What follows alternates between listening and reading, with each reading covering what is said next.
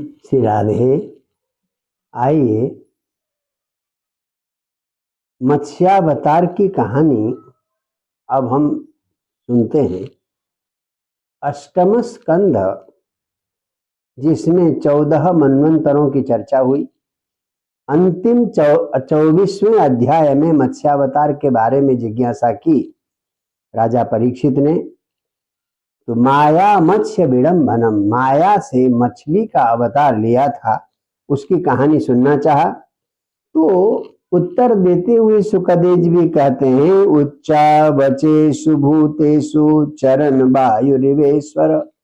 जैसे वायु बड़े से बड़े प्राणी के अंदर भी प्राणवायु के रूप में जाती है, छोटे से मच्छर और चींटी के अंदर भी प्राणवायु के रूप में जाती है और बाहर भी रहती है, उसी प्रकार से भगवान हर प्राणी के रूप में अवतार लेते हैं, पर उस प्राणी के गुण उसमें नहीं आते।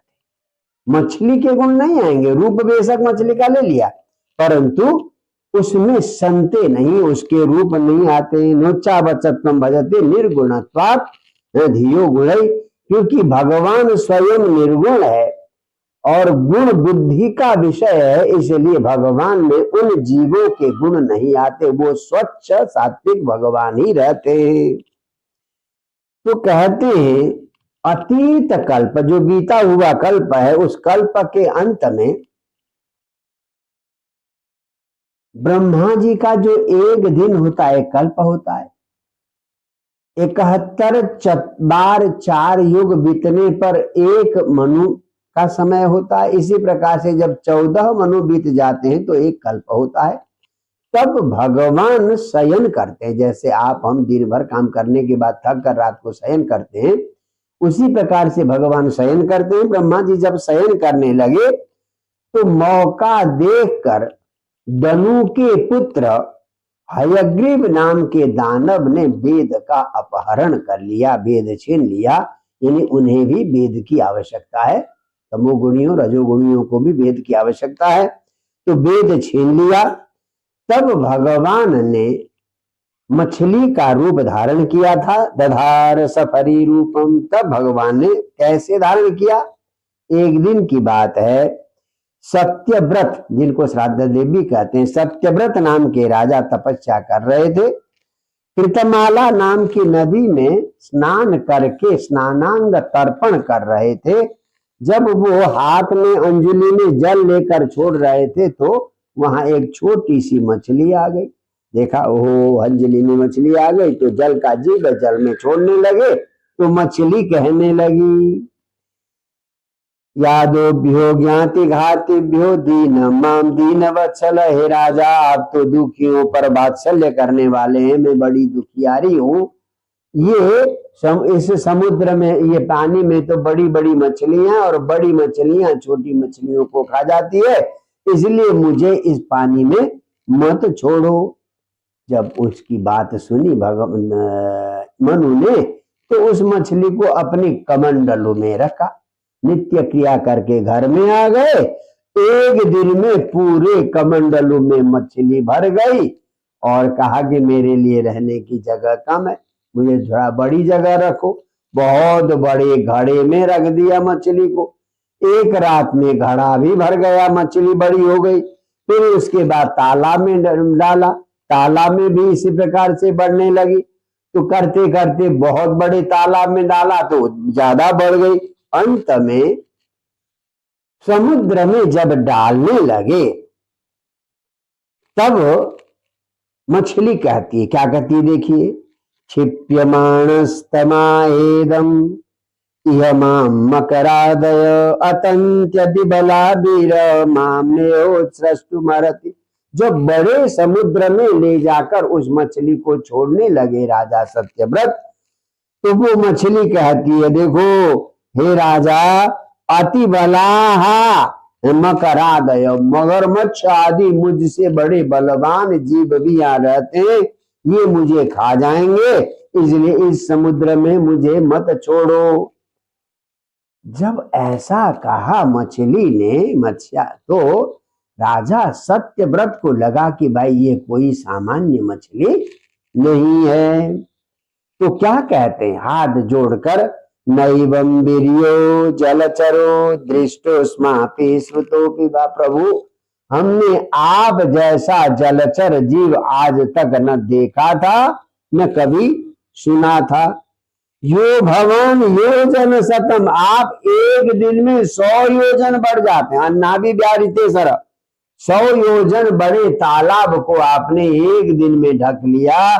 तो ऐसा जल जीव आज तक हमने नहीं देखा था। मैं समझ गया हूं आप तो साक्षात भगवान नारायण है। नूनम त्वम, भगवान साक्षात हरे नारायणोदय, आप साक्षात अविनाशी भगवान नारायण है। तो भगवान की स्तुति की। तब मत्स्यावतार भगवान सत्यव्रत राजा से कहते हैं, देखो राजा, सप्तमे द्यतनादूर्ध्वम अहन्ये तदरिंदम निमंक्षत्यप्ययाम्भोदौ त्रैलोक्यम भूर्भुवादिकम। देखो आज के 7वें दिन भू भुव स्व सारे तीनों लोग प्रलय के समुद्र में डूब जाएंगे। आज के 7वें दिन प्रलय आने वाला है, कल्पांत प्रलय आने वाला है। सारी भूर्भुव स्व सारी पृथ्वी डूब जाएगी। त्रिलोक्याम लीयमानायाम संवर्ताम भसिवै तदा उपस्थास्यति नौका चिद विशाला त्वामयेरिता। जब तीनों लोग डूबने लगे तो तुम्हारे सामने मेरे द्वारा भेजी हुई एक नौका आएगी। कौन कह रहे? भगवान मत्स्यावतार कहते हैं। तो तुम उसी नौका में औषधि बीजानी, समस्त फसल आदि में फल आदि के बीज लेकर, और 7 सप्तर्षियों के साथ तुम उस नौका में सवार हो जाना। तो उसमें सवार होकर तुम घूमना, और तभी जब मेरा स्मरण करोगे मैं उपस्थित हो जाऊंगी, और मेरी एक दाढ़ पर सर्प से नौका को बांध लेना, और रस्सी तो सड़ जाएगी, एक कल्प तक तो सड़ जाएगी। तो इसलिए भरत रेणा ही ना, बढ़िया सर्प से बांध लेना। तो 7वें दिन ऐसा ही हुआ। तो भगवान राजा सत्यव्रत पूर्व की ओर कुशा बिछाकर नदी के किनारे तपस्या करने लगे। 7वें दिन देखा कि भयंकर बादल आ रहे हैं। ऐसी वर्षा हुई कि समुद्र पानी में डूबने लगी, सारी पृथ्वी डूबने लगी। तो तब देखा कि उधर से कोई नाव आ रहा है। उस नाव में सारे सप्तर्षियों के साथ और सारे अन्न बीज आदि लेकर राजा चढ़ गए। तभी भगवान का ध्यान किया, प्रभु आपके बिना तो हमारी गति नहीं है। तभी वहां पर वो मत्स्य आ गए, उनके मछली के एक दाढ़ में सर्प से बांधा और चलने लगे। इस प्रकार से एक कल्प तक, यानी जितना समय 14 मनवंतरों का होता है उतना ही समय रात्रि का होता है। जैसे हमारे 12 घंटे का दिन, 12 घंटे की रात बराबर में। तो उतने ही समय समुद्र में नौका के साथ विचरते रहे। उस विचरण के समय पर राजा सत्यव्रत विभिन्न ज्ञान विज्ञान दर्शन आदि का प्रश्न करते हैं, और भगवान मत्स्य भगवान उसका उत्तर देते हैं। तो जो उनकी चर्चा हुई है वही मत्स्य पुराण है। इस प्रकार से मत्स्य पुराण का ज्ञान दिया, और फिर राजा ने उनको गुरु के रूप में स्वीकार किया। पहले कहते हैं कि कैसे, कहते हैं ग्रंथिम न भिद्या हृदयम सनो गुरु, मेरे हृदय की गांठ को जो तोड़ दे वही गुरु है। यानी अज्ञान रूपी जो गांठ है उस गांठ को तोड़ने वाले आप ही गुरु हैं। और गुरु कौन होता है? कहते हैं अचक्षु अंधस्य, यानी जो बिना आंख वाला अंधा है उसके लिए आंख वाला व्यक्ति गुरु है, वो रास्ता दिखाता है। और उसी प्रकार से अविदुष अज्ञानी के लिए ज्ञानी व्यक्ति गुरु है। तो आप मेरे गुरु हैं। तमर कद्रिक, आपकी दृष्टि तो सूर्य और चंद्र ही आपकी दृष्टि है, तो इसलिए मैंने आत्मज्ञान के लिए आपको गुरु के रूप में वर्ण किया। इस प्रकार भगवान की जब स्तुति की तब भगवान ने मत्स्य पुराण की संहिता सुनाई। तो अंत में जब निद्रा का समय समाप्त हुआ, प्रातः काल हुआ, दूसरे कल्प की सृष्टि प्रारंभ होने वाली थी। तब मत्स्य भगवान ने उस हयग्रीव दानव को मारकर फिर वेद वापस किया। तो ये अत्यंत दिव्य और ज्ञानवर्धक कथा मत्स्यावतार की। तो भगवान किसी भी योनि में प्रकट हो सकते हैं।